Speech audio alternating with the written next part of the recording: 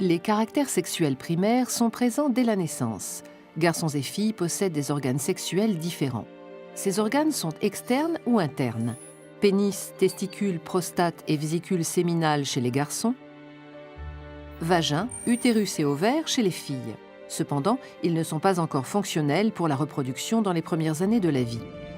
L'origine de la formation des organes est génétique.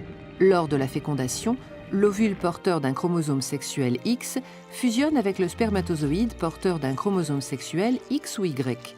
La cellule œuf qui en résulte et qui sera à l'origine d'un nouvel individu hérite d'un karyotype constitué de 23 paires de chromosomes, dont une paire de chromosomes sexuels. Suivant le chromosome apporté par le spermatozoïde, le nouvel individu sera XY, sexe masculin, ou XX, sexe féminin. On parle de sexe génétique. La mise en place des organes génitaux chez l'embryon est sous le contrôle d'hormones. Elles vont induire la différenciation d'un appareil génital initialement indifférencié vers l'un ou l'autre des deux sexes. Avant la 8e semaine de développement, l'embryon masculin et l'embryon féminin sont identiques, aussi bien dans ce qui concerne les organes internes que les organes externes. À partir de la 8e semaine de développement, les gonades se transforment en testicules chez l'embryon masculin sous l'influence d'hormones fabriquées grâce au gène SRY présent uniquement sur le chromosome Y.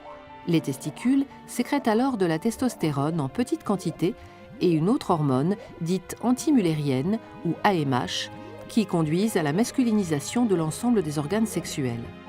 Chez la femme, du fait de la présence de 2 chromosomes X et donc de l'absence du gène SRY, les gonades se transforment en ovaires, qui ne produisent pas les hormones masculinisantes. C'est pourquoi l'ensemble des organes sexuels se féminise alors. À la puberté, les gonades, testicules ou ovaires, commencent à produire des gamètes, des spermatozoïdes chez le garçon, des ovules chez la fille. Elles sécrètent aussi des hormones sexuelles, testostérone chez les hommes, estrogène chez les femmes. Ces hormones entraînent le développement des caractères sexuels secondaires. Chez les hommes, apparition de la barbe et d'une plus grande pilosité, développement de la musculature, mue de la voix, etc. Chez les femmes, les seins se développent, les hanches et le bassin s'élargissent, une pilosité différente apparaît. Des modifications comportementales apparaissent aussi.